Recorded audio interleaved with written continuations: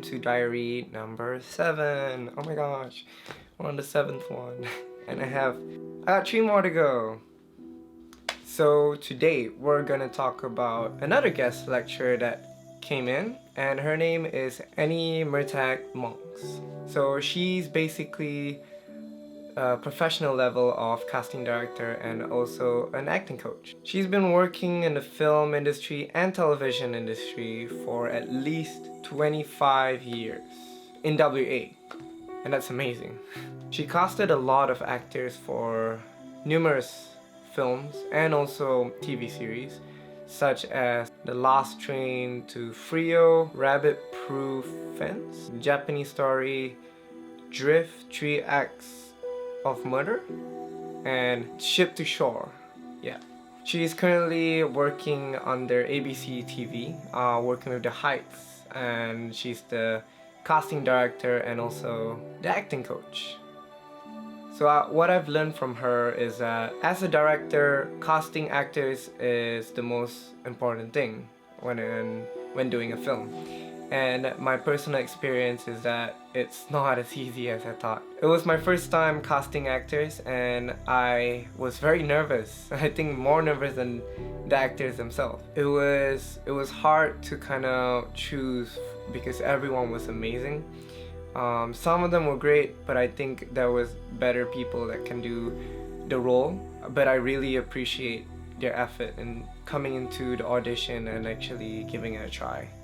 Because, you know, without actors, we don't have auditions. So the first thing Annie taught me to cast actors is when setting up a camera to film them during auditions, you have to try to put the camera on an even eye level with the actor most of the time.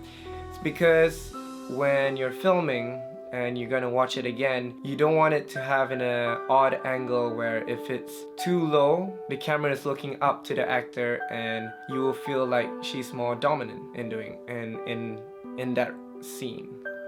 And when you're putting the camera too high, the actor is at a low level and the actor feels more weak, you know, in a way. So setting up the camera into a even eye level with the actor is the best way to set up for auditions. Secondly, make sure you familiarize with the script. Reasons why is when you're casting an actor, you need to know what the story is and what you want to get the actor to perform. And for the certain scene that you choose in the script, what do you want the audience to feel? So if you don't know the storyline or you don't know the objective of the scene, it will cause a lot of issues in the future because you're not that focused on performance of the story with the actor. As a director or even a casting director, you have to make sure what you're looking for when casting actors. If you don't know what you're looking for, the actors might not even know what they're performing for. Those are the 2 lessons I learned from Annie.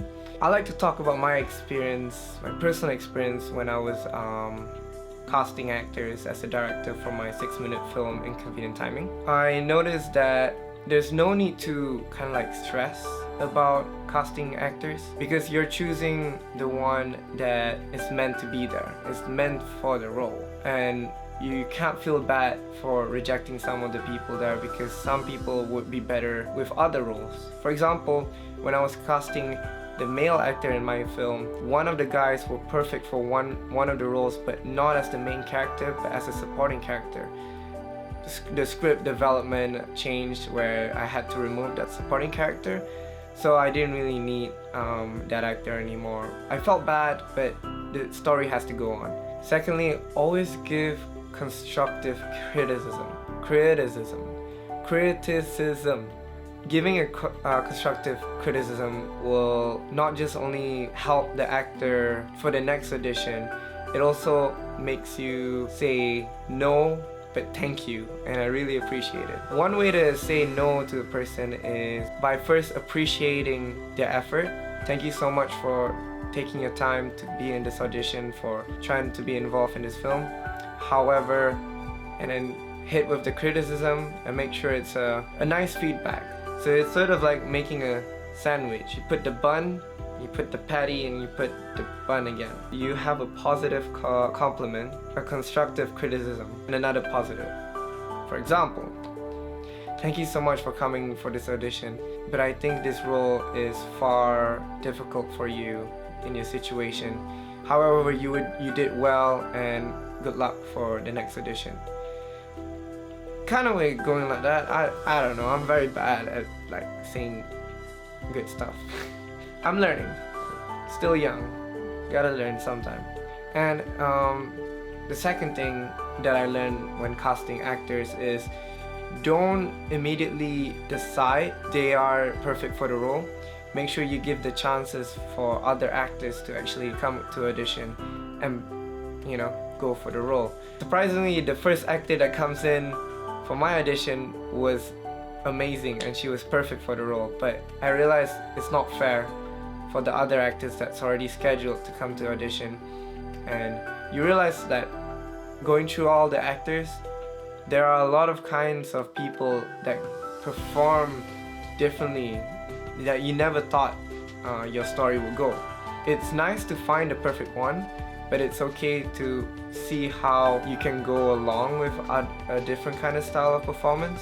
And you never know, that one actor at the end will be the best one. So just keep in mind with that. And the last thing when doing auditions is always prepare the worst thing that could happen.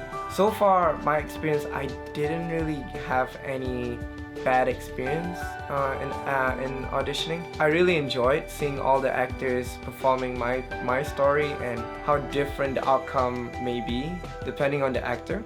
But sometimes things don't go the right way, where some actors could be late, and I myself was late for the audition, and I apologize for whoever is watching this and was waiting for me for at least 10 minutes. My producer wasn't happy, so but it was my fault for waking up a bit late, and I hope they forgive me.